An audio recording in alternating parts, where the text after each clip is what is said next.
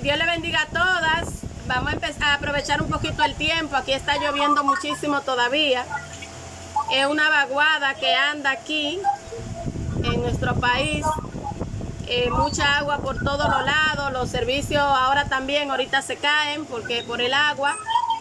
Entonces vamos a iniciar con una oración para que le demos inicio a la clase ya, para que sea el Señor, ¿verdad?, ayudándonos a que la conexión se mantenga estable y que podamos trabajar las 2 horas sin interrupción.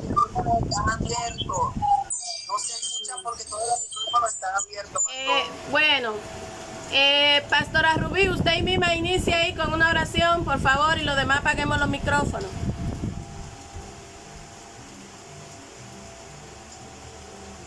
Aleluya. Padre Santo que estás en los cielos, venimos delante de tu poderosa presencia, Padre, adorándote, glorificándote, Señor, exaltando tu nombre, reconociendo que tú eres Dios en los cielos y en la tierra. Padre, en esta hora te pedimos perdón de pensamientos, de palabras, de obras.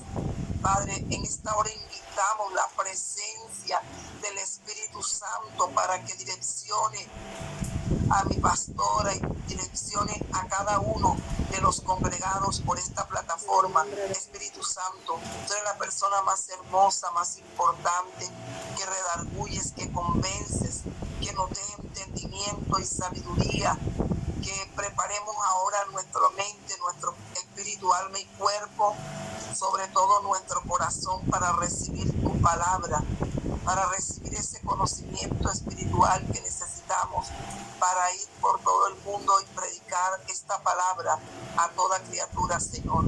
Te lo rogamos en el nombre de Jesús en esta hora, reprendiendo todo lo que quiera venir en el nombre de Jesús sobre esta plataforma. Reprendemos toda oposición, toda interrupción, toda distracción, Padre, que pongas en cada uno el respeto para hablar, para pedir la mano. Te lo rogamos, te lo suplicamos, que tengamos un orden en esta hora, Señor, que tú dirijas totalmente este grupo y a mi pastora, gracias. Toma el control de este lugar allá donde ella vive, Señor. Ten misericordia de tu pueblo, Señor. Toma el control de la electricidad. Ayúdanos en el nombre de Jesús a escuchar tu palabra. Amén y amén. Amén, gloria a Dios. Amén. Amén, amén. Amén, gloria a Jesús. Bueno, mis amadas, recuerdo que quedamos en la pregunta número 13. Yo espero que todos estén tomando los apuntes, ¿verdad?, de las clases que se van dando. Recuerden que deben de tomar las notas de lo que ustedes comprendan y entiendan, que es lo más importante de los temas que estamos tocando, y que esa será su exposición final. ¿Lo recuerdan? Espero que estén tomando los apuntes. Me favor de escribirme a Jairo y a Jairo, por favor. Entonces, mis amadas, vamos a ver quién recuerda sobre la clase pasada que trabajamos, algún punto que le pareciera importante de la clase pasada. Vamos a ver. Levanten su manita, por favor.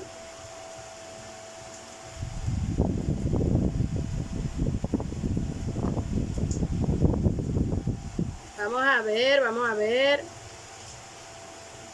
Si no, le voy a hacer yo una pregunta. ¿Quién recuerda cuáles son los medios de gracias? Sí, Paola. El medio de gracia es la oración.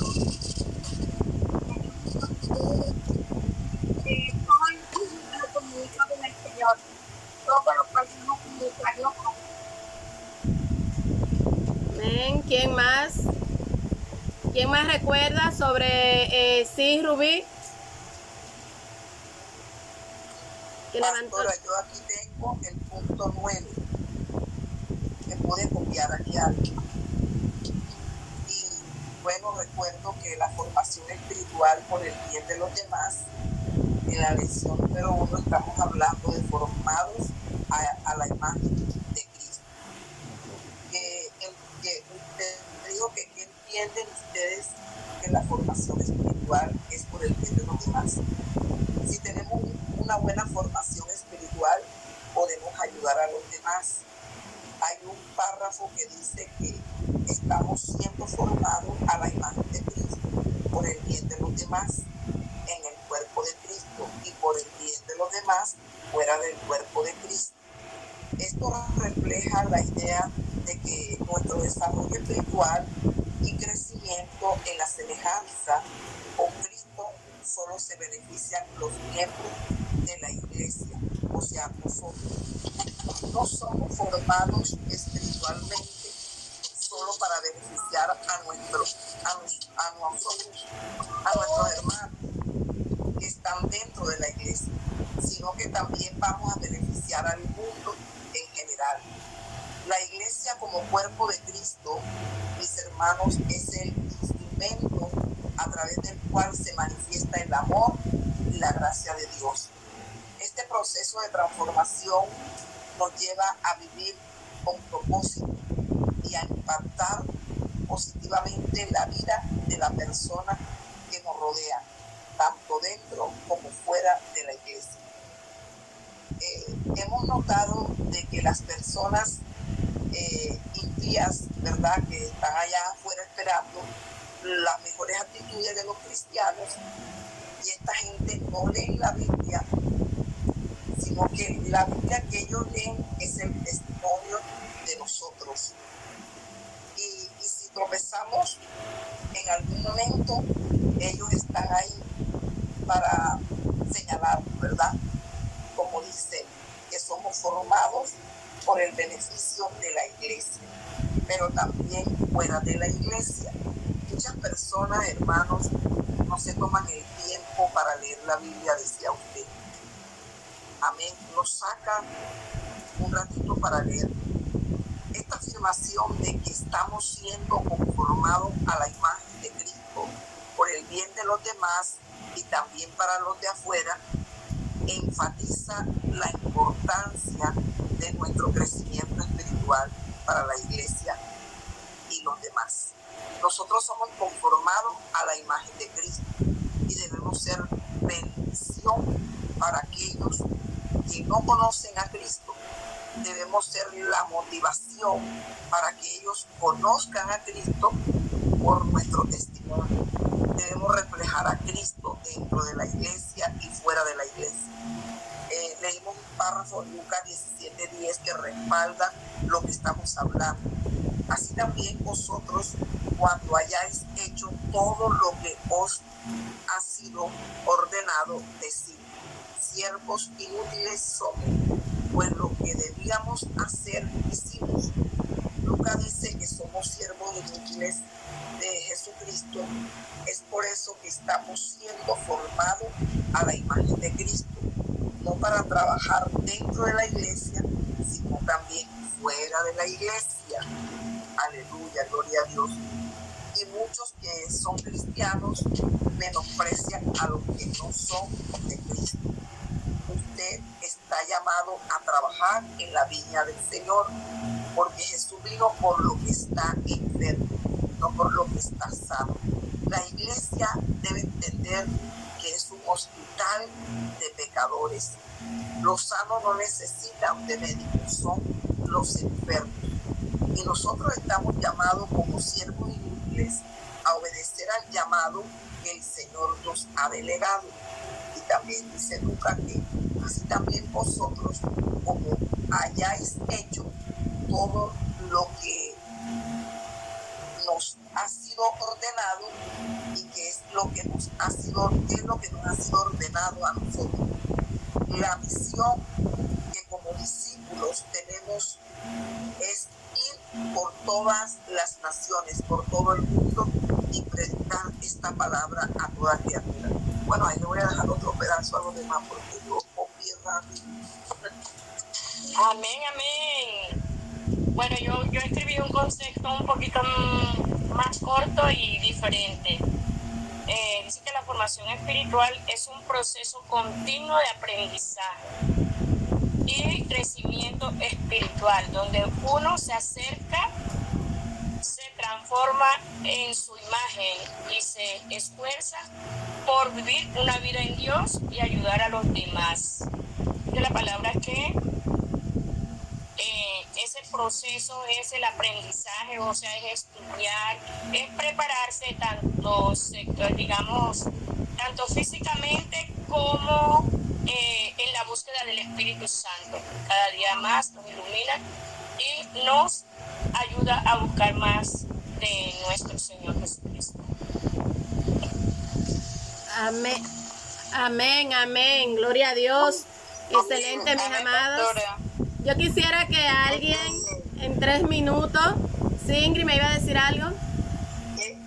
No, también se habló de el tipo de espiritualidad que hay, que ahí está una interna y una externa.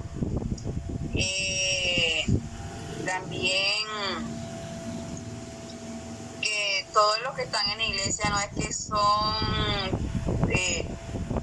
todos los que están en la iglesia no es que están en la iglesia, sino que muchas personas pues llenan una silla, pero no es que están espiritualmente llenos. Igualmente los que puede ser los que predican, los servidores, los líderes, intercesores. Entonces eso no quiere decir que la persona está espiritualmente bien. También se habló del agape, que es el amor sacrificial por los otros, por el prójimo, la obediencia, todo lo que es correspondiente al amor. Amén. Bueno, este es mi pequeño aporte. Amén, amén. Yo quisiera que en 2 minutos que nos queda para lo que es la retroalimentación, alguien me explique, o sea, me diga cómo se le llama a la espiritualidad en la que no hay profundidad en la búsqueda del Señor. ¿Cómo se le llama a esta espiritualidad? La que no hay búsqueda, la externa. Paola. Espiritualidad superficial. Paola, sería bueno como que te mueva un poquito porque cuando hablas se escucha cortado. Es que por acá también está lloviendo un poquito, entonces también ahí me escuchan bien. Okay. Entonces, espiritualidad superficial es aquella espiritualidad que por encimita, como decimos, que no buscamos, donde no se busca la profundidad. Bien, creo que ya hemos hecho un resumen, ¿verdad?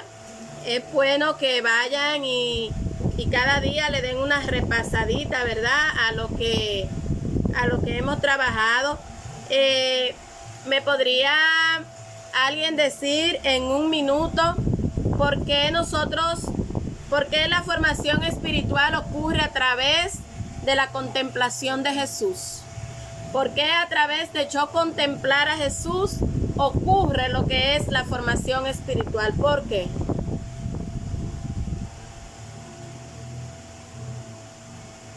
Eso me lo pueden responder en 3 palabras. Bueno, pues le voy a ayudar yo ahí para poder comenzar. ¿Sí, Paola?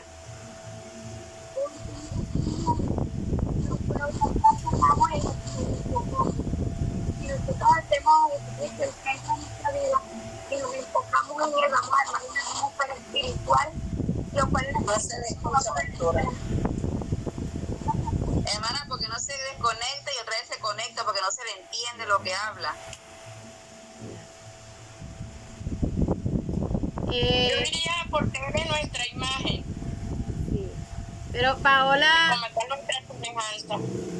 estaba dando, la explicación que Paola estaba dando es que nosotros nos transformamos en aquello que nosotros contemplamos. En aquello que tú te enfocas, en aquello que tú contemplas, en eso tú te vas a transformar. Eso era lo que Paola explicaba. Entonces, mis amados, quedamos en lo que es la pregunta número 13. Bueno, en la pregunta número 12 habla sobre en qué consisten las verdades vitales, ¿verdad? Las verdades vitales que deben ser enfatizadas en lo que es la formación espiritual. Y ahí mencionamos algunas verdades. Y una de esas verdades es lo que explicaba Ingrid. Ya Ingrid lo explicó esa parte donde dice... Pastora. No se escucha, no me escuchan.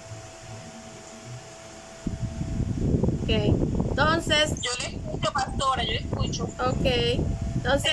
Yo le escucho también. Ah, bueno. De pronto la señal allá, Es la señal, quizás. Entonces, hablábamos de que de las verdades que deben de ser enfatizadas en la formación espiritual. Mencionábamos lo que es, lo que ya Ingrid explicó, y es que la formación espiritual es tanto interna como externa. Pero hay que recordar que la formación espiritual, ¿verdad? No solo involucra nuestro interior, sino que también se ve por fuera con nuestras actitudes, porque lo que tenemos dentro, eso va a salir. Pero también Dallas Willard nos recuerda que la formación espiritual no es una modificación de la conducta, sino es el proceso de reformar o renovar el hombre, ¿verdad? El hombre interior, hasta que llegue a tener un grado sustancial. El carácter de las dimensiones internas de nuestro Señor Jesucristo, su mente, su corazón, su gozo, su paz. Es que a través de la formación espiritual es que nosotros podemos conseguir la semejanza a nuestro Señor Jesucristo. Bueno, también dentro de las verdades, ¿verdad? Está lo que ya le pregunté al principio, sobre que la formación espiritual tiene lugar a través de los medios de gracia. Y mencionábamos los medios de gracia, que decíamos que teníamos lo que es la oración, las escrituras, el ayuno, el compañerismo, la palabra de Dios, la disciplina, ¿verdad? Hablábamos también en esta parte de que en la formación espiritual tiene lugar a través de los medios de gracia, porque de acuerdo a la ortodoxia, ¿verdad?, la creencia correcta, vamos a tener una ortopraxia correcta, que es una práctica correcta, y de acuerdo a esto vamos a tener lo que es la ortopatía correcta, o sea, la forma en la que vamos a sentir, ¿verdad?, nuestros sentimientos, nuestras actitudes serían las correctas. Entonces, ahora sí vamos a entrar lo que es la pregunta número 13. Y es que ¿cuáles son los desafíos de la formación espiritual? ¿Cuáles son los desafíos de la formación espiritual? ¿Por qué? Porque la formación espiritual presenta muchos desafíos, mis amados. Porque ya hemos sido formados por diversas influencias. Es importante que usted y yo conozcamos que la formación espiritual se ve influenciada por la cultura en la que nosotros vivimos. Y usted dirá, ¿y por qué? Sí, porque la ortodoxia muchas veces está arraigada a la cultura. Y es por esto que la formación espiritual presenta muchísimos desafíos, porque va arraigada también a lo que es la cultura. ¿Por qué? Porque nosotros crecimos en un lugar con creencias, ¿verdad?, con ortodoxias. Fuimos formados de una manera, y luego cuando nosotros muchas veces que nos venimos y nos encontramos, tenemos el encuentro con nuestro Señor Jesucristo, pues todo ahí va a cambiar. Entonces muchas veces todo esto va de acuerdo a la cultura, de acuerdo a las creencias, de acuerdo a cómo tú vienes y de dónde tú vienes. Entonces, de acuerdo a esto, al lugar donde crecimos, cómo nos criaron, el ambiente en el que nos desarrollamos, todo esto son desafíos para la formación espiritual. No es fácil, mis amados, para una persona que se crió con una abuela bruja o con un papá brujo o con un familiar que se crió en un ambiente de brujería, no es fácil para que ya tiene esa formación espiritual, aunque incorrecta, pero una formación espiritual, no es fácil para esta persona cuando viene y tiene un encuentro con nuestro Señor Jesucristo. Al igual no es fácil una formación espiritual cuando una persona ha vivido toda su vida dentro de la Iglesia Universal Católica, ¿verdad? Y tiene un encuentro con Cristo.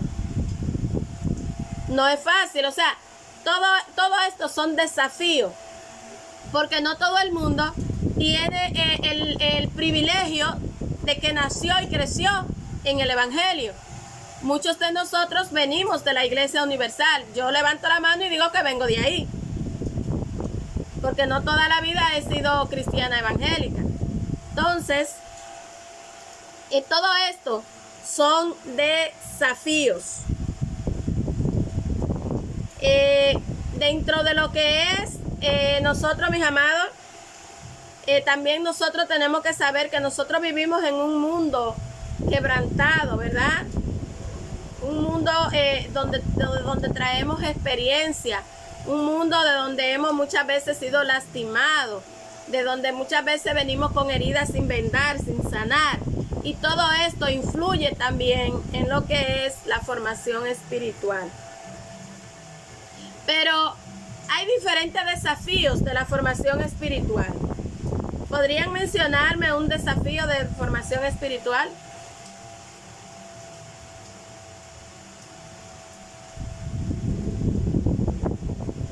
Ajá. Uno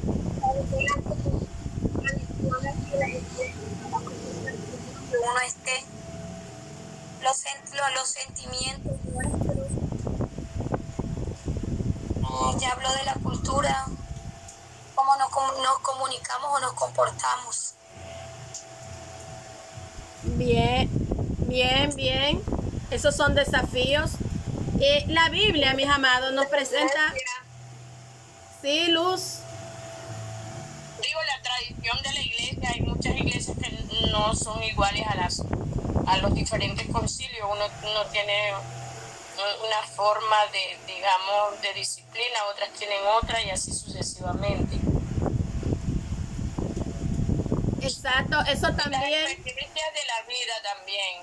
O sea, a veces pasamos por muchas experiencias que nos llevan a coger caminos equivocados o a buscar más de Dios, una de las dos cosas. Amén. A veces pasamos por momentos difíciles que nos ayudan a buscar a Dios. Y a veces pasamos por momentos difíciles que nos apartan de Dios. Eso va a depender de qué tan arraigado estemos nosotros a nuestro Señor. La decisión que tomamos en esos momentos. Pero en la Biblia, mis amados, aparecen diversos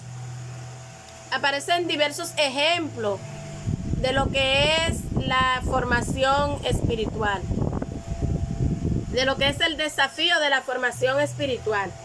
Y un ejemplo que podemos ver es la lucha contra la tentación. Esto es un ejemplo de desafío espiritual en la Biblia, la lucha contra la tentación.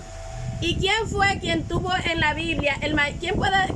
¿Me pueden ustedes mencionar cuál fue el gran ejemplo de la lucha contra la tentación en la Biblia? ¿Quién fue?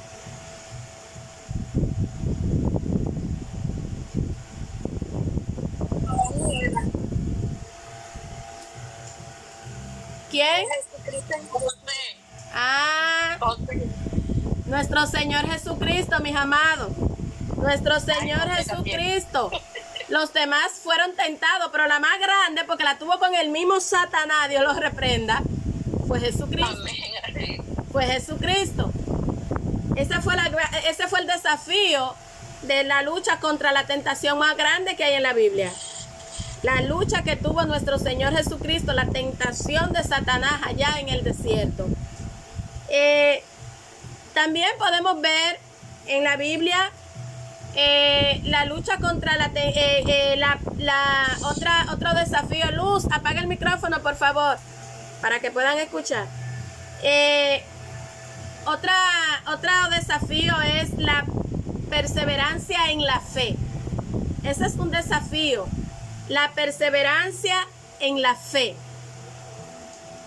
Y ¿Me pueden dar ustedes un ejemplo vivo de una persona que sufrió este desafío en la Biblia de la perseverancia en la fe? Abraham. ¿Quién más? La mujer cananea. ¿Quién, Paola? La mujer cananea, la sirofenicia, que el Señor le dijo que Dios él no podía sanarle a su hija de los demonios, de que estaba endemoniada, porque él era para las ovejas perdidas de Israel, y que no estaba bien que le diera la comida de los hijos a los perrillos, pero ella se aferró a su fe y le dijo que aún los perrillos comían de las migajas que caían de la mesa de los hijos. Amén, amén. Es importante, mis amados, que en este que sepamos que este contexto de lo que Paola está hablando, cuando habla de perrillos, no habla de animales. Era que en aquella cultura, ¿verdad? A las personas de baja,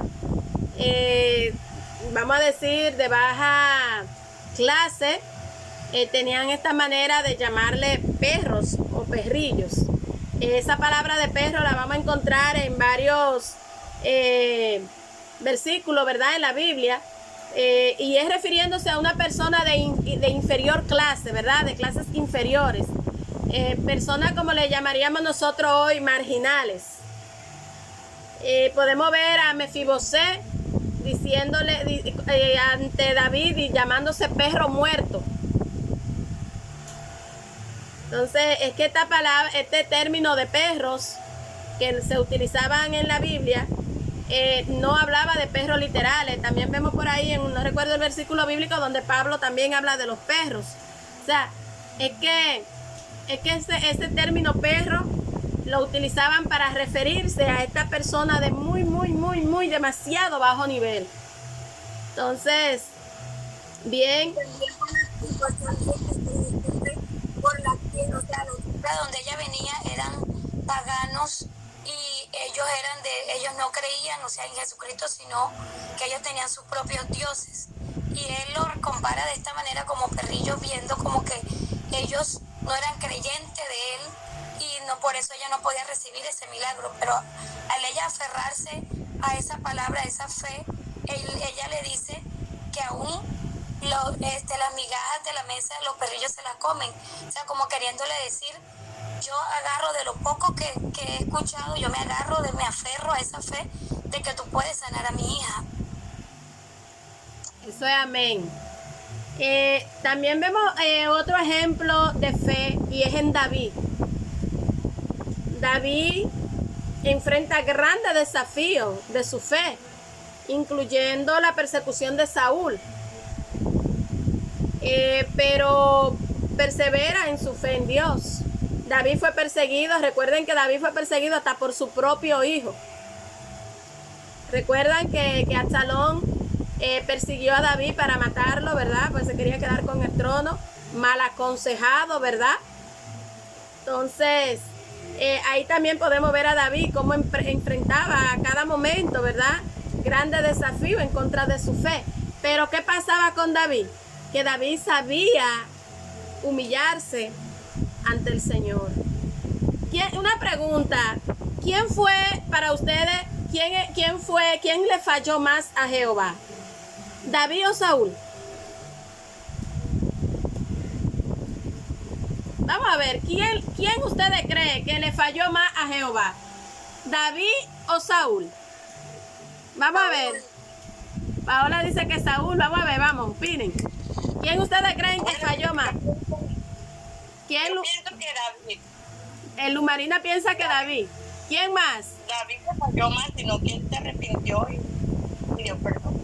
¿Quién más? Vamos a ver. ¿Quién más? ¿Qué creen ustedes? Pastora Rubí, Ingrid, Navy. ¿Quién falló más? ¿David? David, pastora.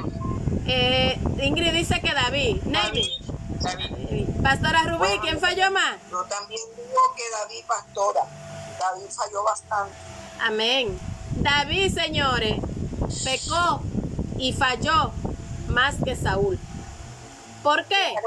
Si usted se pone a leer la Biblia, en Samuel, y donde está la historia de esta persona, en primer libro y segundo libro de Samuel, ustedes van a encontrar David adúltero,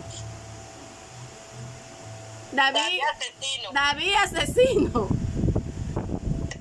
David fornicario, David cómplice de suicidio. David, señores, fue quien más le falló a Jehová. Ahora bien, ¿cuál fue la diferencia entre David y Saúl? Que David supo arrepentirse y humillarse ante Dios y aceptar el castigo con humildad. ¿O ustedes creen que David no sabía que cuando se le humilló al Señor para que salvara el hijo de él y Belsabé, ¿era que se llamaba? Que yo confundo los nombres con Jezabel y Belsabé. Cuando él tuvo el hijo, ¿ustedes creen que David no sabía que ese castigo venía para atrás, que ese tablazo no venía para atrás? ¿Y qué hizo David después que el hijo se murió? ¿Se quedó revolcándose en la ceniza? No, se paró de ahí a bañarse y a comer y a beber. Porque él sabía que merecía un castigo de parte de Dios las acciones que hizo. Y eso es un ejemplo. Mandó a buscar a la chica. Y de pronto mandó a buscar a la chica. O sea, David, señores, David pecó muchas veces más que Saúl. Y pecado más fuerte. El pecado de Saúl era que era desobediente, ¿verdad? Pero David cometió mucho más pecado que Saúl. Pero aquí la diferencia fue que Saúl no supo humillarse. El orgullo de Saúl, señor, el orgullo es algo tan malo y tan fuerte que el orgullo de Saúl no le permitía doblegarse ante Jehová, como lo hacía la humildad que tenía David. Entonces, esto es un ejemplo sumamente grande. Cómo a veces el orgullo en nosotros nos quita la gloria de Dios de la mano. Lo último que Saúl hizo por su orgullo y su falta de fe fue irse a consultar a la bruja de Edom. Entonces, pero aquí lo importante es ver aquí que David pasó el desafío de lo que era la perseverancia en la fe. Ese proceso por el medio del cual David fue formado. ¿Quién era David? David era el menor de sus hermanos y el cuidador de ovejas. En aquella cultura, ser cuidador de ovejas era uno de los oficios más humillantes que había. Pero ¿dónde creció la fe de David? Fue allá cuidando las ovejas. Allá fue que él adquirió los conocimientos y la capacitación para convertirse en rey.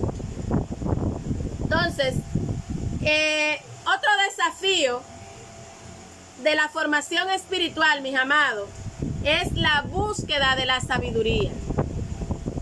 La búsqueda de la sabiduría es un desafío de lo que es la formación espiritual. Un ejemplo de búsqueda de sabiduría, una persona que buscó sabiduría sobre todo en la Biblia. ¿Sí? Salomón fue una persona que puso la sabiduría sobre todas las cosas prácticamente, porque le pidió a Jehová, cuando pudo pedirle otras cosas a Jehová, le pidió sabiduría para gobernar al pueblo de Dios. Aunque luego no sabemos lo que hizo con ella, pero la buscó. Porque todos sabemos lo que pasó con Salomón, ¿verdad? Pero nosotros en lo que es la formación espiritual debemos pedirle al Señor sabiduría de lo alto. Debemos pedir esa sabiduría que Dios puede darnos. Una sabiduría celestial, ¿verdad? Una sabiduría, un intelecto espiritual. Otro desafío de lo que es la formación espiritual, mis amados, es la necesidad de conocer a Dios. La necesidad. Que me repita, que no escuché. La necesidad de conocer a Dios. Ese es otro desafío. Y esta sí está fuerte, mis amados.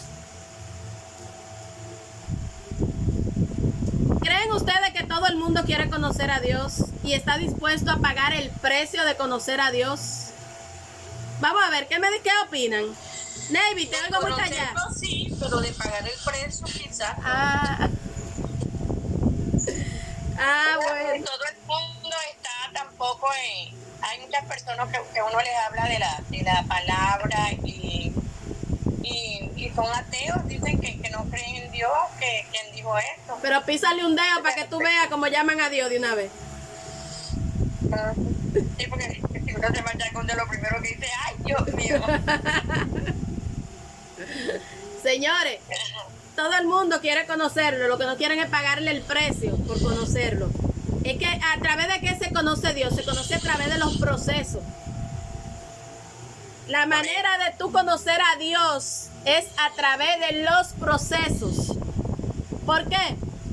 ¿Y por qué? Esto tiene una explicación lógica. Y ustedes saben cuál es la explicación lógica de esto. Que nosotros como seres humanos somos seres emocionales. ¿Y por qué somos seres emocionales? Pastor, ¿y de dónde usted saca que nosotros somos seres emocionales? Adiós. Ve y busca en la Biblia a ver para lo que tú fuiste creado. ¿Para qué fuimos creados? Para adorar a Dios. Para dar gloria a Dios. ¿Y con qué se alaba y se da gloria a Dios? Es con lo que tú tienes aquí adentro. Son las emociones. Entonces, ¿qué es lo que tú tienes dentro de ti? Es una esencia del Espíritu de Dios. Entonces, mis amados, nosotros, como seres emocionales que somos, necesitamos obligatoriamente creer en algo que nos protege, que nos cuida. Por eso, muchos creen en los demonios, muchos creen en Satanás, otros creen en Jehová. Pero ¿qué pasa? Aquí el hecho no es en quien crea. Aquí el hecho es que nosotros, mediante los procesos que son el periodo que el Señor utiliza para transformarnos, para tocarnos, ¿verdad? En estos procesos dolorosos, nosotros necesitamos saber que alguien o algo nos protege. En estos procesos dolorosos es que nosotros necesitamos un amparo, un refugio. Y en esos procesos dolorosos es que buscamos a Dios. Usted puede orar, usted puede leer su Biblia, pero cuando usted está pasando por un proceso, no hay uno más cristiano que usted. Porque en ese proceso es que usted más se apega al Señor. Entonces, hasta el que no cree, cuando está pasando por un momento difícil, busca oración. Hasta el que no le hace caso al oculto, cuando está pasando por un momento difícil, dice, yo quiero que oren por mí. Hasta el que hasta los que llaman a los evangélicos locos, cuando están pasando por un problema, buscan los evangélicos para que le oren. Entonces, mis amados, el conocer a Dios, queremos conocer a Dios. Ahora, ¿estamos dispuestos a pagar el precio para conocer a Dios? En el medio del proceso es que usted conoce a Dios. Usted no puede hablar, como yo siempre le digo, de un Dios que provee si usted no ha pasado por necesidades. Ni de un Dios que cura si usted no ha sido sano de nada. Ni de un Dios que consuela si usted sigue con el alma rota. Entonces, en medio de esos procesos es que conocemos a Dios. Todos tenemos la necesidad de conocer a Dios, pero no le queremos pagar el precio para conocerlo. Y hay que pagar un precio. ¿Usted sabe por qué? Porque Él lo pagó primero. Jesucristo pagó primero un precio por nosotros. Dice la palabra que Él nos amó primero. Entonces, si Cristo tuvo que ir a derramar su sangre en un madero por usted y por mí, ¿qué le hace a usted pensar que verlo a Él cara a cara va a ser por medio facilito? No, usted también va a pasar por un proceso para conocerlo a Él. Porque Él pagó un precio muy alto por usted. Entonces, esto es algo lógico, mis amados. Conocer a Dios quieren. Pagar el proceso no todo el mundo quiere. Pagar el precio, pasar el proceso para conocerlo. Él sí estuvo dispuesto a pasar por un proceso de sufrimiento, de padecimiento, de muerte por nosotros, pero nosotros no queremos pagar el precio de un proceso temporal, porque los procesos son temporales. Porque con la resurrección de Cristo tenemos nosotros la garantía que de los procesos salimos. Jesucristo no se quedó muerto ahí en la cruz. Él resucitó. Él no quedó muerto en ese madero. Y eso es una garantía de que cuando usted está pasando por un proceso, por un padecimiento, usted también va a salir de eso. Porque Él, con su resurrección, con su salida del sepulcro, nos dejó un ejemplo a nosotros de que los procesos son temporales. Él fue humillado, Él fue criticado, Él fue maltratado, Él fue herido. Pero eso fue temporal. Él no se quedó ahí. Y eso te garantiza a ti, a mí, la resurrección de nuestro Señor Jesucristo. Nos garantiza a nosotros que de los procesos nosotros salimos. Son temporales, no son eternos. Lo que es eterno es la victoria. Porque esa es la promesa que nosotros tenemos, una vida eterna en victoria con nuestro Señor Jesucristo. Entonces, mis amados, ahí, en la necesidad de conocer a Dios, eso es un desafío. Porque cuando usted dice, yo quiero conocer a Dios, usted está diciendo, yo quiero conocer a Dios y voy a pagar el precio para conocerlo. Amén. ¿Me entendieron esta parte? Amén. Entonces, mis amados, doctora, me gustaría dar un pequeño testimonio respecto a eso que acaba de decir usted. Yo, en mi iglesia, dan unos sobrecitos y nosotros colocamos ahí cuando tenemos peticiones. Y yo recuerdo que yo un día, no sé ni por qué, la verdad, escribí en el sobrecito que oraran por mí, por mi crecimiento espiritual. Eso lo escribí un domingo y yo esa semana, lo que me vino, Dios mío, fue terrible, terrenalmente, espiritualmente grande, porque eso fue una situación tras otra. Eso era una y yo le decía, ve papito, y otra, en serio.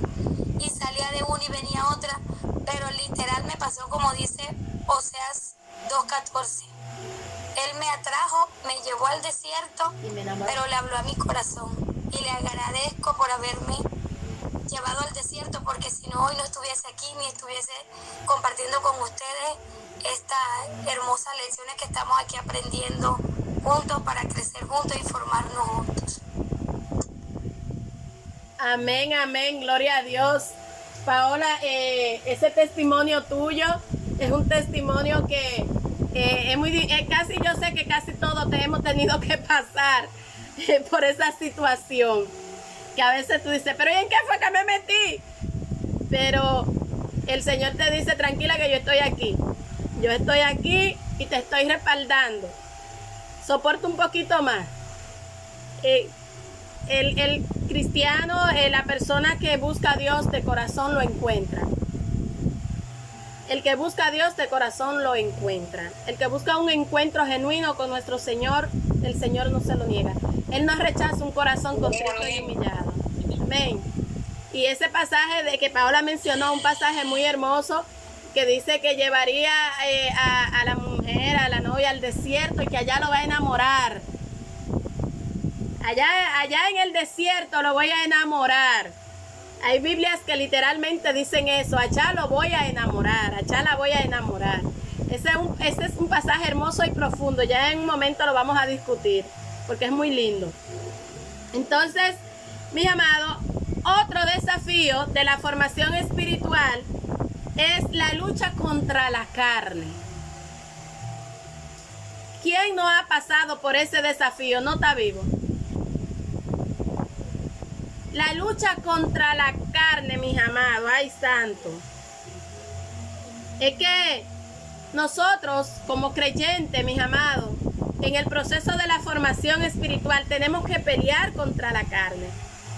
¿Acaso no dice la palabra que te cuide de la que duerme contigo? ¿Acaso no está hablando de que te cuide del esposo ni de la esposa? Es de la que duerme contigo, es la carne, mi amado. Esto me dijo mi esposo un día. Y dice, mira que la palabra dice que me cuide de la que duerme conmigo. Y yo le dije, pero no soy yo.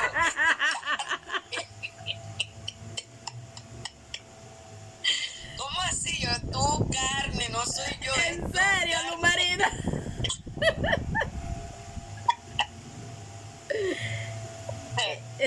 Señores, la carne es algo fuerte. Óigame, necesitamos tener una raíz fuerte. Necesitamos una raíz fuerte para luchar contra la carne. Amén. Y des en cuenta que la carne es tan malvada que si usted lee en la palabra, usted va a encontrar los frutos del Espíritu en singular. El fruto del Espíritu usted lo va a encontrar en singular. Pero cuando usted mira que dice lo de los frutos de la carne, habla en plural. El fruto del Espíritu es uno. Pero lo de las carnes son varios. O sea, ¿qué te quiere decir esto? Por ejemplo, cuando habla del fruto del... ¿Quién puede buscarme esa cita bíblica? Déjame ver. ¿La conocen? Se me está asfixiando Ingrid.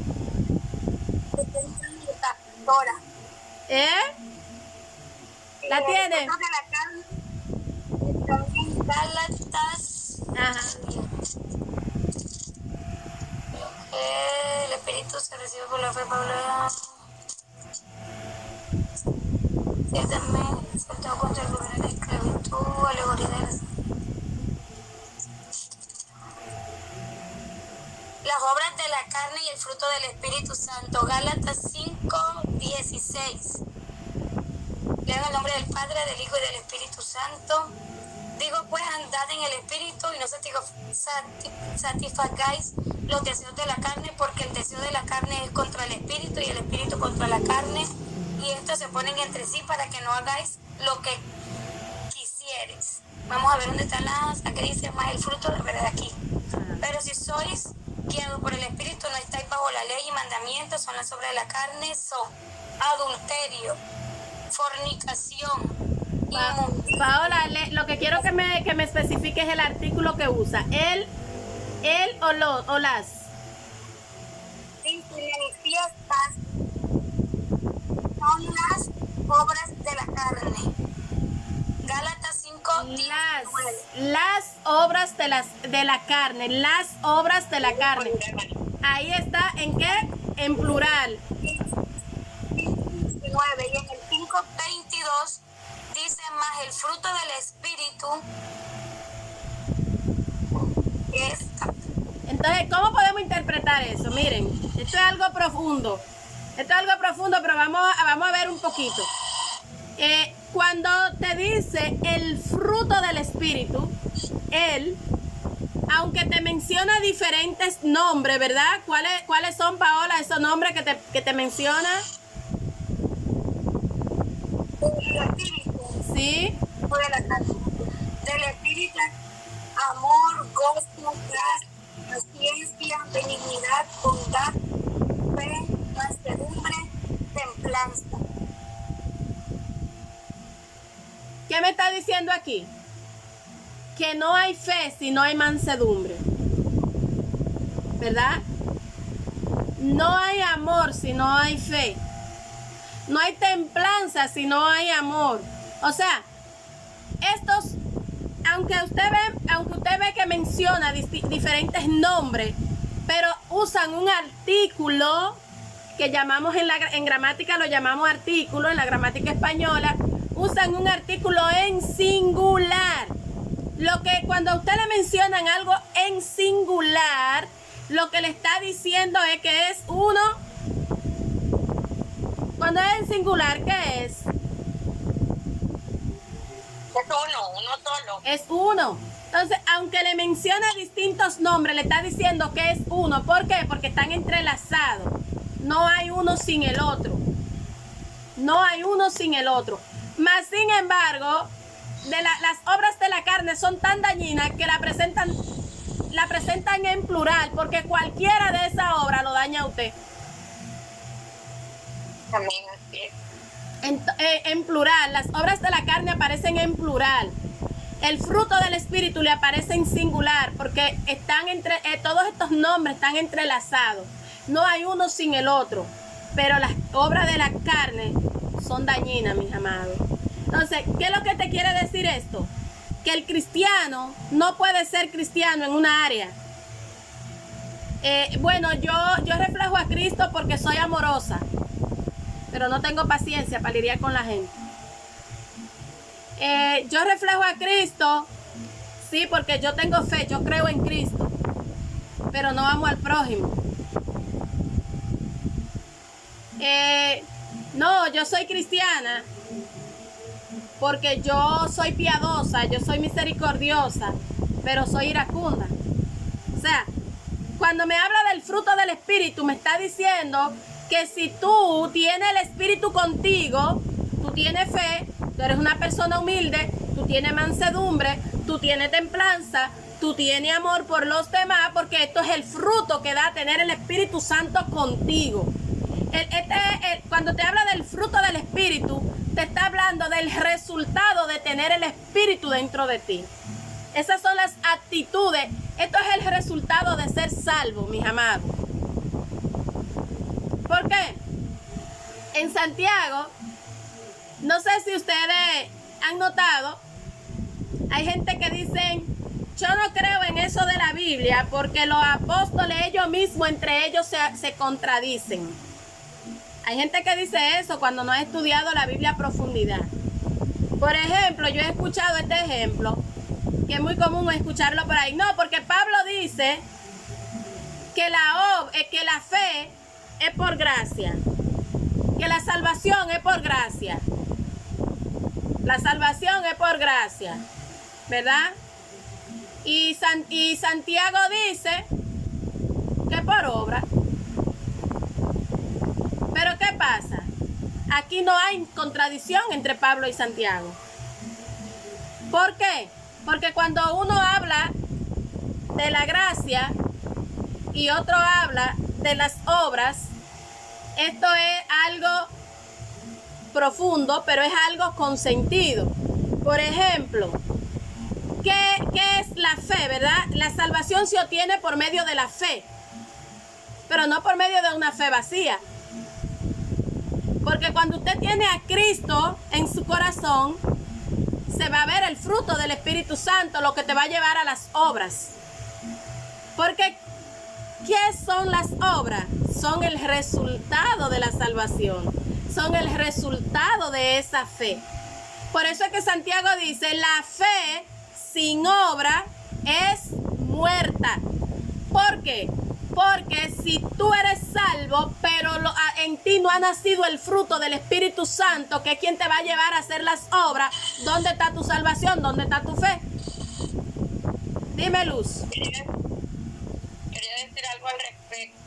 Lo que pasa es que muchas personas se toman ese versículo, se lo toman como que cuando se dice que la fe sin obras es muerta, es hacer obras, o sea, hacer, digamos, misericordia, ser solidario, regalar cosas, servirle al prójimo, pues. Es lo que entiende mucha gente, ¿no? Entonces, por eso es que muchas personas dicen, yo no tengo por qué meterme evangélico, porque yo he escuchado a muchas personas decir, porque es que yo soy una persona que soy buena, que yo regalo, que yo doy, que yo esto, que yo ayudo al prójimo. Entonces, esas no son las obras de las que Dios habla. Son las obras que se dan a través de la fe, o sea, las obras que Dios le demuestra al ser cristiano, lo que debe de hacer como cristiano. Amén. Paola. Claro, porque aquí en Santiago 2:14 habla de eso, pero dice, él al inicio dice, y alguno de vosotros les dice, id en paz, calentaos y saciaos, pero no les dais las cosas que son necesarias para el cuerpo, de que aprovechan. Y el 17 dice, así también la fe, si no tiene obras, es muerta en sí misma. Porque es que, como decía usted, o sea, ahorita que hablaba sobre el crecimiento espiritual superficial, o el que tiene gozo pero no tiene paz, tiene, digamos, esa transformación superficial, esa espiritualidad superficial, puede ayudar, como dice mi mamá, una persona que es inconversa, pero ayuda, hace obras, pero no tiene la fe verdadera de la que nos habla Juan 1:12, que el que cree seremos dignos de ser llamados hijos de Dios. Y al recibir ese llamado y al creer, recibimos por gracia a su Espíritu Santo, que es quien viene a colocar ese querer espontáneo de hacer esas obras. Por eso es que habla sobre las obras muertas. Lo mismo que habla Pablo sobre la gracia. Esa gracia es el Espíritu Santo. O sea, lo que dice el apóstol Pablo se complementa con lo que dice Santiago aquí en el 2, 16 y 17. Amén, amén. Así es, mis amados. La salvación, cuando usted tiene a Cristo con usted, esa gracia de la salvación, usted la va a reflejar por medio de ¿qué? De las obras. Las obras son resultado de la salvación, resultado de su fe. Amén. O sea, por eso es que Santiago dice, la fe sin obra es muerta. Porque si yo digo ser salva, tener a Cristo, pero no hay fruto de mí, ¿qué dijo Jesús? Por sus frutos los conoceréis. O sea, ¿qué es lo que está diciendo? Voy a saber que son mis discípulos, ¿verdad? Por los frutos, ¿verdad? Que usted dé. Entonces, ¿qué me está diciendo esto? Usted recibe el Espíritu Santo por gracia, usted tiene salvación por gracia, pero ¿dónde están los frutos suyos? ¿Dónde está ese fruto de la salvación que usted tiene? ¿Dónde está el gozo? ¿Dónde está la paz? ¿Dónde está la benignidad? Amén. ¿Dónde está la tolerancia? ¿Dónde está todo eso? Amén. Entonces, eso es algo que tenemos que tenerlo claro, mis amados. Tenemos que tener eso claro. Que como verdadero cristiano, como verdadero formado espiritualmente, necesitamos que se vean los frutos de nuestra formación, de nuestra transformación. Pero aquí hay otro desafío de lo que es la formación espiritual bastante importante, y es la obediencia a Dios.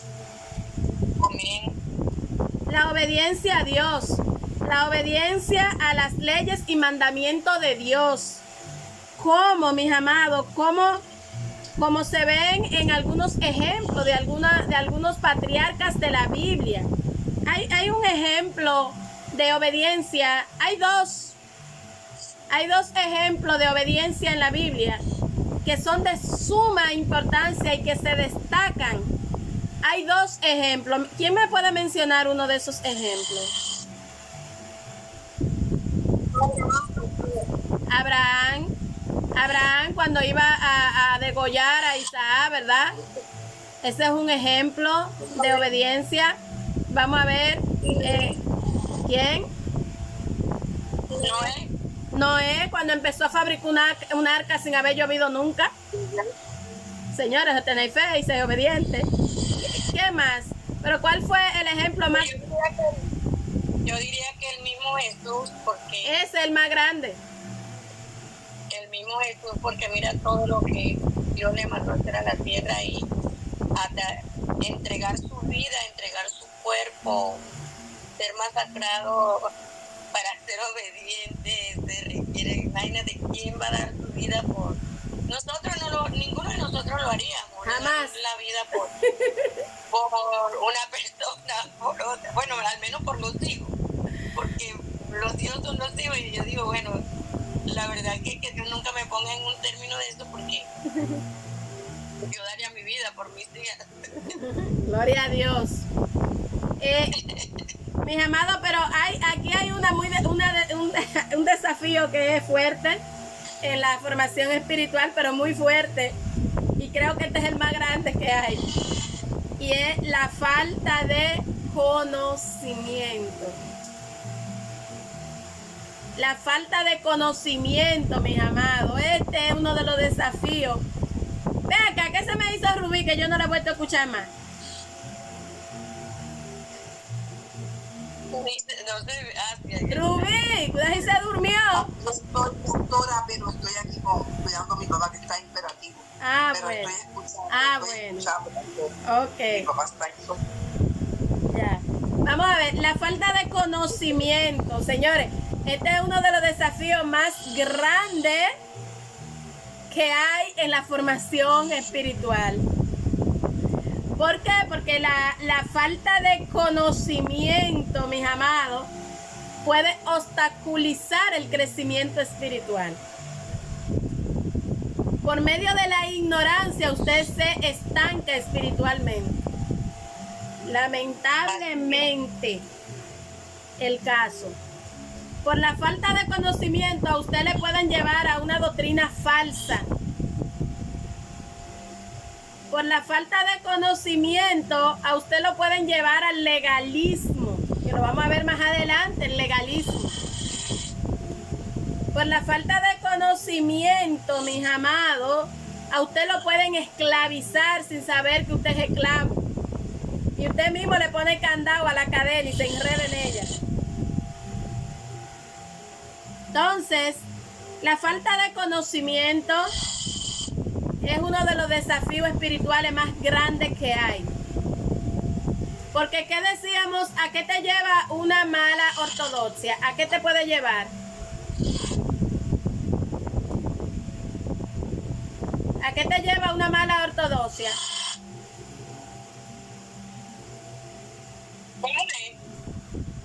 Una mala ortodoxia, ¿a qué te puede llevar? Pues la ortodoxia es como que la disciplina de cada iglesia, es la disciplina de cada iglesia. La creencia, ¿verdad? Entonces, si yo un conocimiento erróneo, te va a llevar a una mala ¿qué? Voy a enseñar lo que estoy aprendiendo en esta iglesia. Entonces, una mala ortodoxia te lleva a una mala ortopraxia. Ajá. Y la mala ortopraxia te va a llevar a la mala ¿qué? Ortopatía. Y la mala ortopatía te lleva a la condenación. Así de sencillo. Entonces, hay que tener cuidado con eso. La falta de conocimiento, señores. Cada día tenemos que buscar la manera de irnos capacitando. Cada día tenemos que buscar la manera de entregarle nuestra vida más a nuestro Señor y pedirle esa sabiduría de lo alto para que sea el Espíritu Santo guiándonos cada día y escudriñar la palabra cada día, porque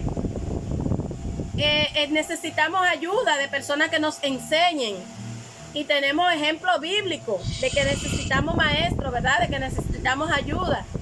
¿Quién se acuerda de un ejemplo bíblico de que necesitamos quien nos explique la palabra?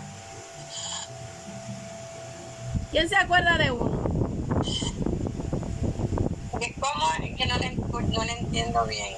¿Quién se acuerda de un ejemplo bíblico donde se demuestra que se necesita una persona que te explique la palabra? En Corintios, creo que en 2 de Corintios, en Timoteo. Ajá, ¿qué pasó ahí? ¿A quién enseñaron? A Timoteo, también a Tito. ¿Qué otro ejemplo? El apóstol Pablo pues que le dio la enseñanza a Timoteo de cómo ser un buen pastor, o sea, de cómo ser un pastor. Y sobre la palabra en específico, hay un ejemplo en específico, hay muchos ejemplos, pero hay un ejemplo en la Biblia en específico donde una persona profesa con su propia boca de que no entendía lo que leía porque nadie se lo había explicado. ¿Quién fue? No me acuerdo bien de esa, pero o sea que él fue bautizado, que lo enseñaron. Tú lo que no te acuerdas cómo se llama, Lumarina. Fue el eunuco, señor, el eunuco. ¿Y a quién fue que el Espíritu Santo llevó a explicarle la palabra? A Felipe. A Felipe, ese eunuco venía leyendo su Biblia ahí. Felipe, el Espíritu Santo fue y llevó a Felipe allá. y sabe lo que está leyendo. No hay quien lo explique. Inmediatamente él le explicó qué hizo el eunuco. Mira, hay un pocito de agua allí, bautízame. Y si usted se pone a interpretar ese texto bíblico, señores, se va a dar cuenta de un dogma que hay en las iglesias.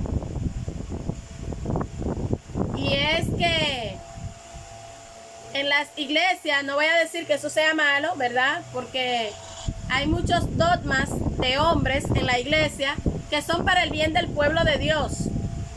No todos los dogmas de hombres son malos. Y hay un dogma de hombre en la iglesia que no tiene nada de malo, pero no es bíblico. ¿Y saben cuál es? Cuando a la gente para bautizarla lo hacen durar 6 o 7 meses sentado en un banco, o cuando le piden que le preguntan por su estado civil para bautizarlo, cuando le ponen tanta tramoya, como digo yo, a la gente para ser bautizada en las iglesias. Es un dogma de hombre, no es malo, no voy a decir que sea malo, pero no es bíblico. Ese eunuco inmediatamente tuvo el encuentro con Felipe, ¿verdad? Que Felipe le explicó la palabra. ¿Qué dijo de una vez? Mira, allí hay un bautizado. Él le preguntó que qué le impedía para ser bautizado.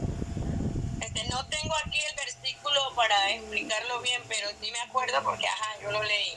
Que dice que qué me impide para ser bautizado. Y él le dijo que nada, que el deseo más o menos así le dijo, que si quería ser bautizado, nada, señores, nada. El deseo que tenía en su corazón. Nada te impide a ti. Cuando una persona quiere ser bautizada, eso yo lo vamos a trabajar en el curso de doctrina bíblica. El curso que tenemos el 15 en el nombre de Jesús. Eso lo vamos a trabajar en la doctrina bíblica. Señores, no es malo. No es malo porque son políticas, ¿verdad?, que la iglesia imponen por el bien del pueblo, ¿verdad que sí? Pero no es bíblico. Usted pedirle a una gente acta de matrimonio y qué sé yo cuánta cosa para bautizarlo, no es bíblico. En la Biblia, los ejemplos de bautismo que veo, usted ve a nadie pidiéndole ni preguntándole si tiene mujer ni si tiene marido. Ese eunuco, ahí no se ve que le preguntaron nada, pero no solo eso. Juan, cuando estaba bautizando allá, todo el que le dijo, niña de grupo de víboras. ¿Se recuerdan del versículo? ¿Quién le enseñó a ustedes a huir, verdad? Que la gente quería irse a bautizar. Le estaban pidiendo acta de matrimonio a la gente ahí. No le estaban pidiendo nada. Simplemente la persona que quería ser bautizado iba y se bautizaba. Pero entonces, hoy en día vemos en muchas iglesias, no en todas las religiones, pero en muchas, que si la persona no tiene 6 meses en la iglesia, que si la persona no ha hecho un cursillo, que si la persona no ha hecho qué sé yo qué, que no lo bautizan. Pero eso no es bíblico. Esos son dogmas que han impuesto por los concilios buscando quizá un bienestar espiritual para la persona, ¿verdad? Para el pueblo, pero no es bíblico. Pastora, la mayoría de las iglesias preparan a los hermanos, a los discipulan. Claro que lo discipulan y lo preparan. Lo que yo no digo que sea malo, lo que yo digo es que no es bíblico. Porque miren, no todas las obras que ustedes ven en la iglesia, aunque son buenas, pero no todas son bíblicas, señores. Quería decirle, en Hechos 8:37 dice lo que contesta a Felipe. Cuando él le dice lo que le contesta a Felipe al etíope, cuando le pregunta qué le impide ser bautizado, y él le dice, si crees de todo corazón, bien puedes. Y respondiendo dijo, creo que Jesucristo es el Hijo de Dios. Amén. O sea, ¿cuál es el requisito para ser bautizado? Creer en Cristo. No hay otra cosa. La historia comienza a partir del 26, Romanos 8:26. Señores, no hay otra cosa que te impida a ti ser bautizado. Ser creyente, creer en el Señor, eso es. Si tú crees, te puedes bautizar. Mi pastor decía, a mí me viene uno y me dice ahora, yo confieso a Cristo con mi boca lo que creo en Él, le entrego mi corazón, bautíceme. Y el pastor me decía, y yo voy y lo bautizo en el primer charco que encuentre. Pero señores, hay un grupo de iglesias, y con esto no estoy hablando mal ni nada, son dogmas, pero que lo toman para algo saludable para la iglesia, ¿verdad? Señores, que se la ponen en China a la gente para bautizarla, que si no está casado, que si no hace esto, que si no hace aquello. Pero en realidad son dogmas saludables para la iglesia, pero no son bíblicos. Entonces, bueno, ya que llegamos a esta parte, yo quiero preguntarle algo de una vez para salir de esta duda. ¿Qué piensa usted o de pronto la Biblia que habla al respecto de que si una persona es cristiana y muere y no es bautizado, ¿será que la persona es salva o no? Te voy a dar un ejemplo que te va a responder la pregunta. El ladrón que murió con Cristo en la cruz, ¿se bautizó? No se bautizó. ¿Ya? Entonces, ¿por qué los pentecostales unidos dicen que el que no se bautiza no será salvo? Ah, porque parece que se le olvida que señores, le voy a dar, también eso está en el material de la doctrina bíblica. También está en el material, señores. El bautizo es un sacramento que hace pública tu aceptación a Cristo. Pero el bautismo no es un requisito para salvación. Aunque dice que el que crea y sea bautizado. Una responsabilidad que se hace la persona con... Es una responsabilidad, es donde la persona acepta públicamente. Es un símbolo, el bautismo es una simbología, ¿verdad? De que tú aceptaste a Cristo públicamente. Pero si vamos a la Biblia, y a los ejemplos bíblicos, ¿verdad? ¿Creen ustedes que el ladrón se condenó o se salvó? No, el ladrón que se arrepintió no se condenó. No se condenó porque Cristo no es mentiroso, Señor, y le dijo, yo te aseguro hoy, que estará allá conmigo en el paraíso. Él no le dijo cuándo iba a estar, suponemos que de acuerdo a la resurrección, ¿verdad? Pero le dijo, yo te aseguro hoy que estará conmigo en el paraíso. O sea, ese ladrón se arrepintió ahí y fácilmente al segundo se murió. Y es de ahí de donde viene que las personas que aunque ya en su último suspiro de vida se arrepientan, tienen oportunidad de arrepentimiento aunque sea en el último suspiro. Así es. Bien, entonces, está respondida tu pregunta, Luz. Amén. Sí, yo quería hacerle esa pregunta, no porque yo no lo crea, de que si la persona no se bautiza, ¿no? Porque muchas personas, el mismo Jesucristo le dijo al ladrón que en ese mismo momento él se iría con él, y él no estaba bautizado en ese momento. Era un ladrón, un criminal, un pecador. Sí, yo sé que hay muchas personas que están ya en el proceso de morirse y le piden perdón a Dios. Yo sé que Dios, porque Dios dice que si Él nos manda a perdonar 70 veces 7, mucho más Él, bueno, que nos ama y que no quiere que ninguno se pierda. Eso está claro, sino que yo siempre me he encontrado con los pentecostales unidos, que ellos siempre para eso es, Luz, para eso es que debemos de buscar cada día más el conocimiento y escudriñar más las escrituras. ¿Para qué? Para que las doctrinas las falsas doctrinas, porque hay muchas doctrinas que no son verídicas, ¿verdad? nosotros poder distinguir. Que en el nombre del Padre, y del Hijo y del Espíritu Santo uno no puede bautizar, sino que tiene que ser en el nombre de Jesús. Bueno, eso, por eso es que debemos de escudriñar cada día más para nosotros saber qué dice la Biblia, porque no es lo que yo crea, ni lo que yo me encuentre bonito, ni lo que yo quiera acomodar en mi iglesia para tenerla llena de gente, es lo que dice la palabra. Es que para eso está la teología, señores.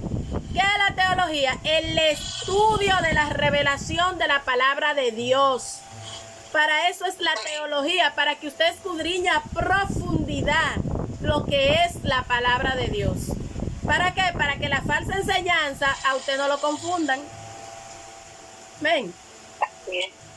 Entonces, le voy a hablar de un último desafío para que sigamos adelante, porque ya son las 10:22. Y es la perseverancia, mis amados. El que persevera, esto no es para todos, esto es para el que persevera ¿hasta dónde? Hasta el fin. Un desafío muy grande es la perseverancia.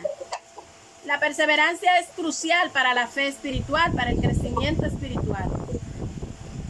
Necesitamos perseverar hasta el fin. ¿Decía algo, Lumarina? No, creo que el pelo se le emitió por el chat.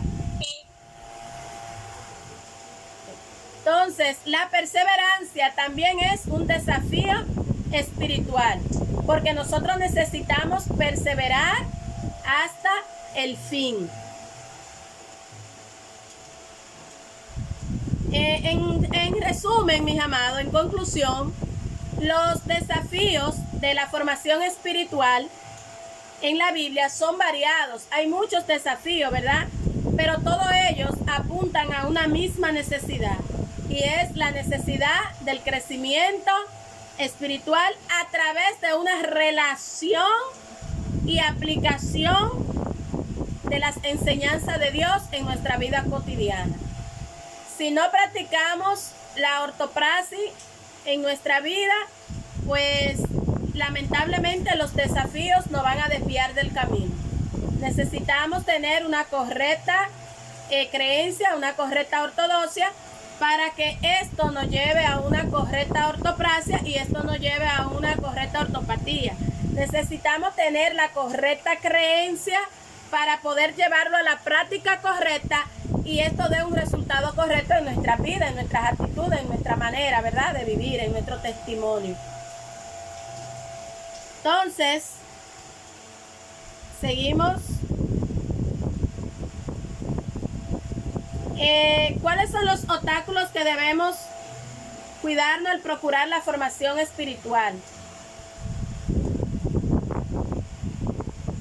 Vamos a ver.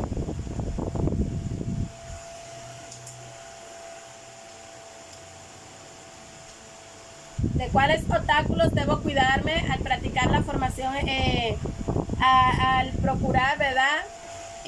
Dice la pregunta, ¿cuáles son los obstáculos de los que debemos cuidarnos al procurar la formación espiritual? O sea, cuando estamos buscando lo que es una formación espiritual, cuando estamos en el proceso de la formación espiritual, hay varios obstáculos de los cuales nosotros debemos cuidarnos.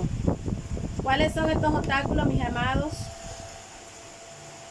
Aquí viene un tema muy importante y muy profundo. ¿De qué?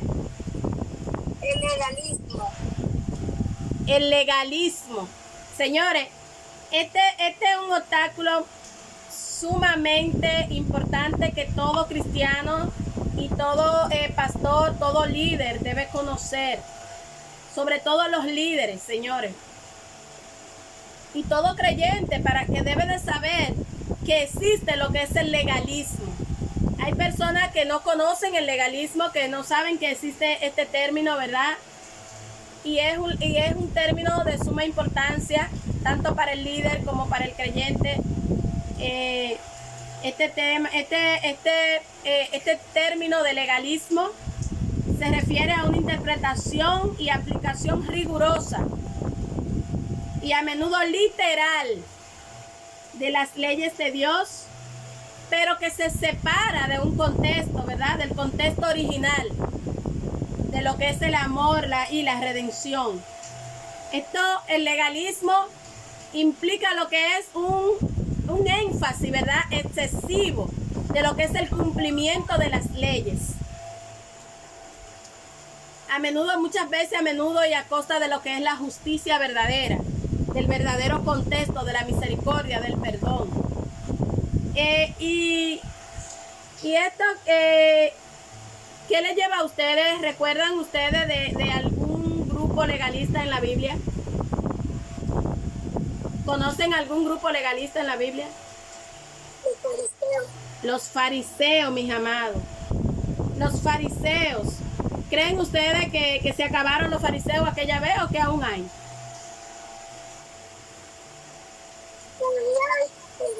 Todavía hay mucho. Todavía hay y mucho.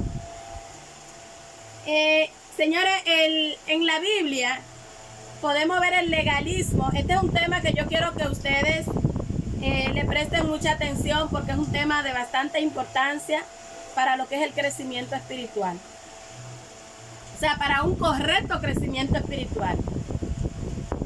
El legalismo se manifiesta en diferentes formas en la Biblia. Y una forma es obedecer la letra de la ley sin considerar el contexto. Por ejemplo, ¿qué podemos decir de esto? Alguien puede obedecer la velocidad mínima, ¿verdad? En una carretera, incluso en situaciones peligrosas, en condiciones peligrosas. Pero el violar el espíritu de la ley al no tener en cuenta la seguridad. O sea, ¿qué quiere decir esto? Cuando me habla de que puedo obedecer la letra de la ley sin considerar el contexto, esto me está hablando a mí que de un tipo de creyente, de un tipo de cristiano que quiere imponer leyes en el pueblo sin importar el contexto en que se establece esta ley. ¿Por qué? Porque muchas veces la ignorancia, señores, el ente más fuerte del legalismo es la ignorancia. Es el ente más fuerte del legalismo, la ignorancia. Cuando yo quiero imponer algo, porque la Biblia lo dice, sin examinar el contexto en el que lo dice la Biblia, me convierto en legalista. Porque quiero hacer que se cumpla algo, pero que yo no conozco. Algo que solamente sé que está y quiero que Ingrid o que Navy o que ustedes lo cumplan, pero yo no lo quiero cumplir. Entonces, cuando yo hago énfasis en que ciertas cosas se lleven a la práctica, se cumplan, pero yo no quiero hacerlo, cuando yo ando sacando los textos de contexto para yo acomodarlo a una doctrina que yo tengo en mi iglesia, me convierto en legalista. Cuando el líder saca la palabra de contexto para manipular al pueblo, como hoy se utiliza bastante, me convierto en legalista. Y yo quiero que alguien me diga, ¿quién fue la primera persona en cometer el acto de legalismo en la Biblia?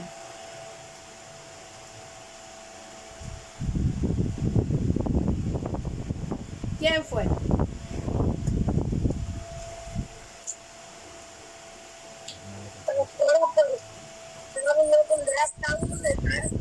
Se basaba mucho en las leyes, incluso llegó a condenar hasta a los cristianos y sabía muchísimo de la palabra, pero no tenía interpretación correcta. Y por eso iba detrás de los cristianos. Recuérdense que él era fariseo. Entonces, podemos decir que en un momento el apóstol fue un legalista, ¿verdad? Pero hay la primera persona, hubieron dos personas que fueron en el Génesis que cometieron legalismo.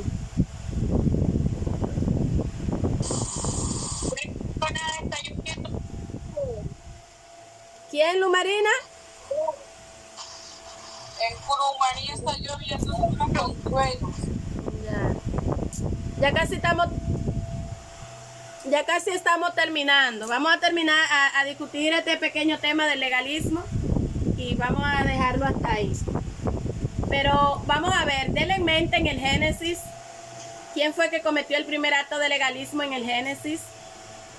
Vamos a ver, ¿quién fue el primer? ¿Quién fue? Recuerden que el legalismo es cuando yo quiero sacar la palabra de contexto o cuando le quito o le añado a la palabra para acomodarla, ¿verdad? También eso es sacarla de contexto. Cuando yo le quito o le añado a la palabra, eso me convierte en legalista, la saco de contexto solo para acomodarla, ¿verdad que sí? Entonces, ¿quiénes fueron los primeros? El rey Saúl acomodó la palabra cuando el Señor lo mandó a como sea que terminara con el pueblo y salvó al rey y con lo cortito lo acomodó a su manera. Sí, Saúl ahí cometió legalismo, se acomodó a lo que él quiso, ¿verdad? A su conveniencia. ¿Quién más cometió legalismo? Pero díganme quiénes fueron los dos primeros que cometieron legalismo en Génesis.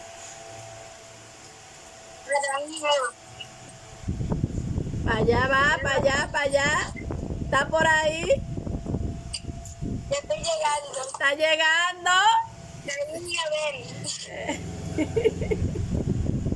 Señores, los primeros en que cometer legalismo en la Biblia fue Satanás y Eva.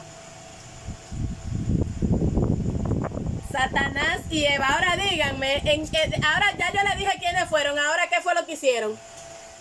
Vamos a ver. ¿Quién busca a Génesis 1? En Génesis 1, ¿qué está? Eva le dijo que no podían comer de ningún fruto del árbol. Ah, Eva dijo que no podían comer de ningún. Ahí cometió legalismo, ¿verdad? Porque eso no fue lo que Dios dijo. Y la serpiente le dijo que eso era mentira, que ellos podían comer y iban a ser como Dios si comían de ese fruto. Sí, pero en donde Satanás cometió donde la serpiente comete el legalismo, es cuando le dice, entonces Jehová le dijo que no comieran de ningún fruto y eso no fue lo que dijo Jehová. Pero entonces Eva viene y le contesta también con otra respuesta distorsionada, que no fue exactamente tampoco lo que Jehová dijo. Entonces, cuando usted comete legalismo, usted se hace imitador del mismo diablo. Si ustedes buscan el texto bíblico, se van a dar cuenta. Esos fueron los dos primeros personajes en la Biblia en utilizar el legalismo. La serpiente y Eva. La serpiente y Eva. El tema de que la serpiente fuera Satanás, eso ya es un poquito profundo, ya eso quizás en otro estudio más profundo se pueda tocar la identidad de la serpiente. Pero Eva y lo que tuviera encarnado ahí en esa serpiente fueron los primeros en utilizar el legalismo. O sea, entonces, ¿qué podemos decir que es el legalismo? Bueno, obedecer la palabra sin contemplar el contexto, sin considerar el contexto. Es como, hay muchas cosas en la Biblia, señores, que están como doctrina en las iglesias y están fuera de contexto.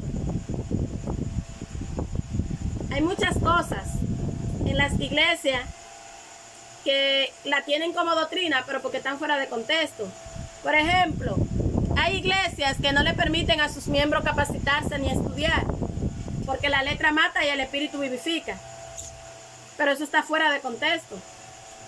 Porque cuando en este versículo la letra no se está refiriendo a educación, se está refiriendo a la ley. Entonces, al estar fuera de contexto, está mal, ¿verdad? Y no le permiten estudiar a su miembro, no le permiten capacitarse a su miembro. Por ejemplo, hay iglesias que no permiten las riquezas, que no le permiten las riquezas a las personas, no le permiten tener muchos bienes y eso, ¿verdad? Y he arraigado al versículo bíblico del dinero, porque dicen que la raíz de todo mal es el dinero, y el dinero no es la raíz de todos los males. Lo que es la raíz de los males es el amor al dinero, pero no es el tener dinero que sea malo. ¿Quién ha dicho eso? Entonces, sacar los versículos bíblicos de contexto, hacer doctrinas de ellos, separar. Bueno, voy a escuchar, pero no sé si hablaron sobre, de pronto legalismo, es que de pronto algunas iglesias dicen que la mujer no puede predicar, no sé si hablaron de eso. Eso es legalismo, señores. ¿Dónde dice la Biblia que la mujer no puede predicar? Eso está fuera de contexto. ¿Por qué está fuera de contexto? Ajá. Que las mujeres no pueden ser pastoras. También está fuera de contexto. ¿Acaso no hubieron pastoras en la Biblia? ¿No hubieron pastoras en la Biblia? Entonces, que si por ejemplo, la mujer es pastora cuando el esposo es pastor, pero que una mujer solamente ser pastora no puede ser. Entonces, ¿para qué si una mujer no puede ser pastora? ¿Por qué el Señor le da el don del pastorado a la mujer? ¿Acaso Dios es un Dios de desorden? Dios es un Dios de orden. Además, si usted escudriña las escrituras, usted va a encontrar que de la primera pastora fueron mujeres. ¿Acaso la esposa de Moisés, quién era el pastor? ¿Era Moisés o era la esposa? Ella era la pastora. Ella era la pastora, no era Moisés. Sífora era la pastora. ¿Qué era Débora? Ajá, la jueza. O sea, y la que luchó también, la que llegó la delantera y la que dirigía ese pueblo, la que dirigía, una mujer también. La pastora de ese pueblo era Débora. Entonces, cuando yo escucho a esta gente que hablan de que la mujer no puede predicar, de que la mujer, yo digo, bueno, pero que vayan a las escrituras y van a encontrar que se vayan a las escrituras y vayan al contexto. ¿Por qué tienen que ir al contexto? Porque cuando Pablo habla de que la mujer se callara, le está hablando en un contexto limitado al tiempo y a la cultura. Exacto. ¿Qué estaba pasando ahí que Pablo dijo que las mujeres se callaran? Vamos a ver qué estaba pasando en ese momento. Ven. Ajá. Acerca del velo en las mujeres. El velo en las mujeres también es una práctica limitada al contexto y al tiempo y a la cultura. Eso tiene su significado. Tiene su significado. Porque nosotros usamos el velo para adoración y para la oración. Yo me di cuenta de eso. Por obediencia y humillación. Más no lo usamos porque en la Biblia decía que la mujer tenía que usar el velo, porque muchas veces nos han dicho, pero si eso es el Antiguo Testamento y el velo de la mujer es el cabello.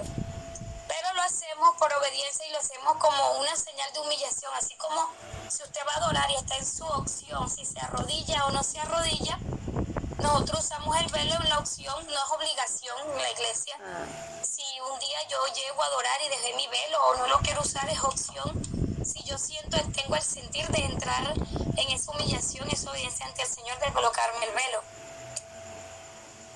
No es mala la práctica, más está limitada a un contexto bíblico. ¿Me entiendes? ¿Por qué? Porque esto va para aquel tiempo, aquella iglesia, en aquel momento, por lo que estaba pasando. ¿Por qué se ponían ellas velo las mujeres? Si nos metemos en el contexto de esa cultura, de lo que estaba pasando allá en aquellas iglesias, el por qué Pablo mandó a las mujeres a callar, el por qué tenían que utilizar el velo las mujeres. Esas son prácticas que están limitadas al tiempo y a la cultura. Porque era para que no se confundieran con las prostitutas. Entonces, ellas mayormente utilizaban esto por respeto a sus esposos también. Era una señal de respeto a sus maridos. ¿Para qué? Para que su marido no se avergonzaran, para que no la fueran a confundir con aquellas prostitutas de aquel tiempo. Esos son contextos. Ahora bien, más sin embargo, esas son doctrinas generales, más no fundamentales. ¿Qué te quiero decir con esto? Una doctrina, que eso también va a ir para el curso de doctrina bíblica. Tenemos doctrinas generales y tenemos doctrinas fundamentales. El hecho de que tu iglesia haga eso y la mía no lo haga, el hecho de que ustedes hagan esa práctica y la mía no lo haga, no tiene el por qué haber una diferencia entre nosotras. ¿Por qué? Porque es algo que pasó en la Biblia. Que fuera limitado al contexto o no, ya tu iglesia decide como iglesia si llevar o no llevar esta práctica, más no le hacen daño a nadie con esa práctica. Ahora bien, esto es una doctrina general. Ahora, que si tu iglesia me viniera a decir a mí que Dios no es trino, que tú me digas a mí, yo solamente creo, yo no creo en el Dios trino, yo no creo en que Dios sea tres en uno, entonces yo te digo, pues mira, tú y yo no tenemos nada que hablar, porque ya esto es una doctrina fundamental. Pero una diferencia en una práctica en la iglesia, que no sea algo de índole demoníaca, no tiene el por qué separarnos a ti y a mí como creyentes. ¿Entiendes?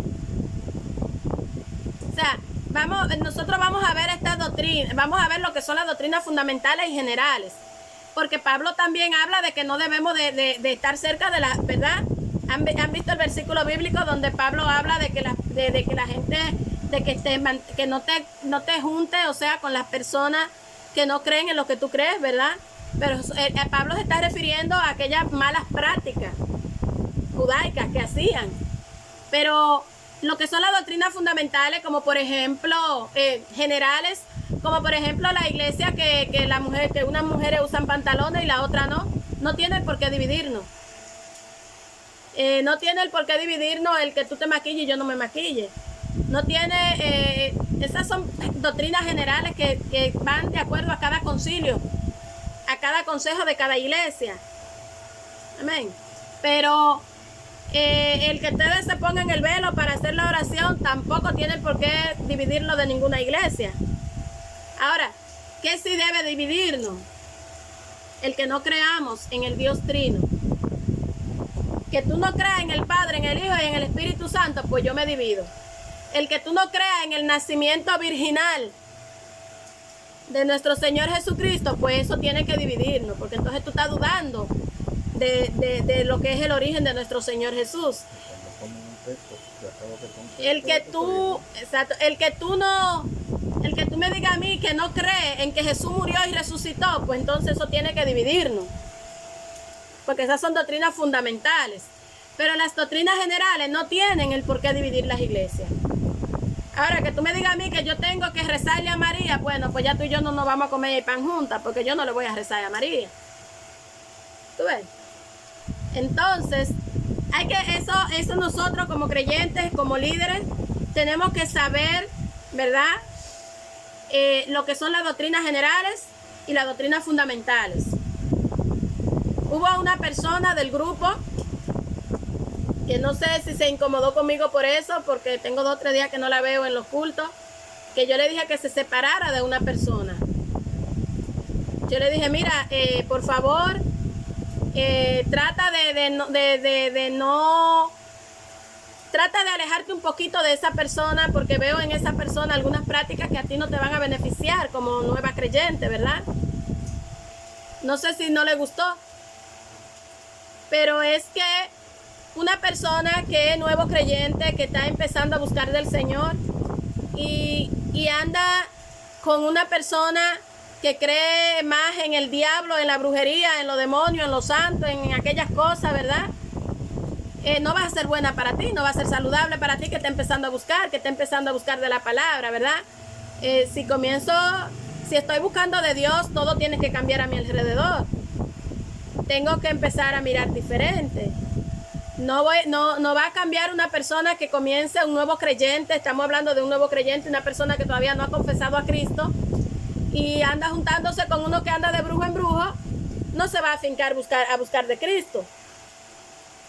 Entonces, esas son las cosas que sí pueden separar. Pero el que se ponga en el velito para orar, bueno, eso es práctica de tu iglesia y no es una doctrina fundamental. Jesús se lo puso. Aquí me dice el pastor que Jesús se puso su velo para orar en Getsemaní. O sea, que eso no es algo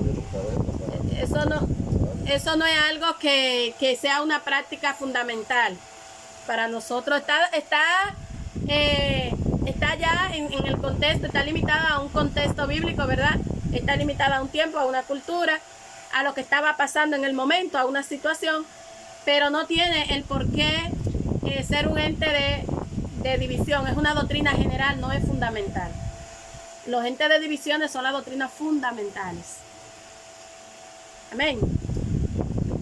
Mis amados, ¿tienen alguna pregunta?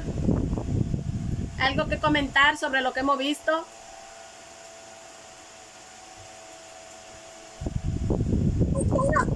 Yo quería agregarle a esto que acaba del legalismo, que es un gran riesgo poner la confianza en la disciplina y no en las obras de la gracia, como lo que hablábamos anteriormente. El orar, el leer la palabra, el meditar, el ayunar, es una obra por gracia en la formación. Entonces, como decía ahorita, nosotros si llegamos a gloriarnos de lo que decimos o hacemos o lo que queremos estipular en otras personas, es un gran error, porque esa confianza siempre debe estar puesta en Dios, que Él es el que nos la coloca esa gracia en nosotros y no por nosotros mismos. Amén, amén. Eso es así, señores. El legalismo es un obstáculo muy grande, muy fuerte, porque el legalismo te puede llevar a ti a querer actuar y acomodar la palabra bajo tu propia concupiscencia, no a lo que dice la palabra. Entonces, hay que cuidarse del legalismo. En la próxima clase vamos a seguir hablando del legalismo. No se culmina aquí el legalismo. Investiguen todo lo que puedan acerca del legalismo, porque este es un tema que todo líder y todo creyente debe conocer. ¿Para qué? Para poder tener el discernimiento si está enfrente de una doctrina verdadera o una doctrina falsa. Señores, hay muchas doctrinas que no son verdaderas. Hay muchas imposiciones, hay muchos patrones que se siguen en las iglesias que no son bíblicos. Simplemente son patrones. Y a veces como líderes corremos el riesgo de caer en el legalismo. ¿Alguien más que quiera comentar o preguntar?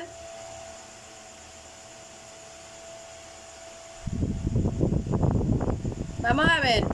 Hablen ahora, callen para siempre, como decimos aquí.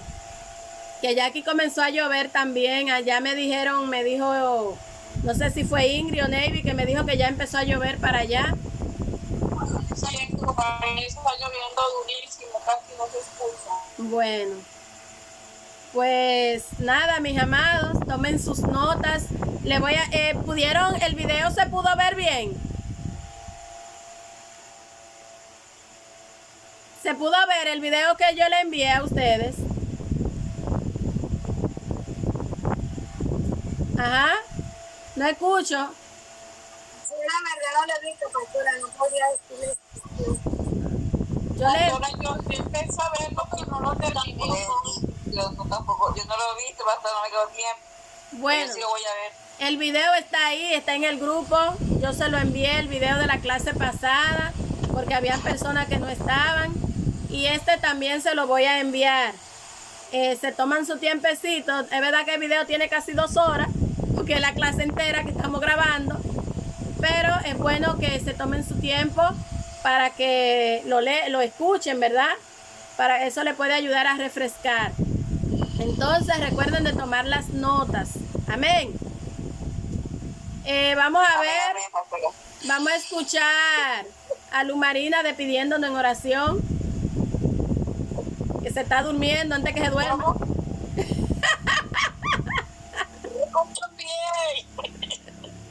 Despídenos en oración, Lumarina, por favor. Amén, amén. Amado y Padre celestial, realmente, Padre, te alabamos, bendecimos y glorificamos tu precioso nombre. Exaltamos tu grandeza y tu gran poder, mi Rey, porque tú eres bueno, eres maravilloso, Padre, porque en ti siempre confiamos, mi Rey amado.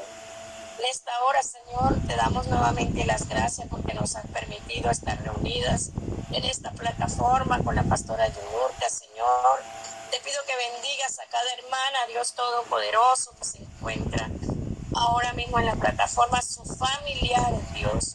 Y aprovecho la oportunidad, Padre, para orar por Neidy, Señor, y su familia. Dios Todopoderoso, te pido por ella, Señor, por su mamá, por todos sus hermanos. Padre, líbrales de todo espíritu de muerte, mi Rey. Líbrales de todo espíritu de muerte, Señor, que quieran acecharles, todo dardo del enemigo, Dios Todopoderoso. Se ha anulado en sus vidas, Padre.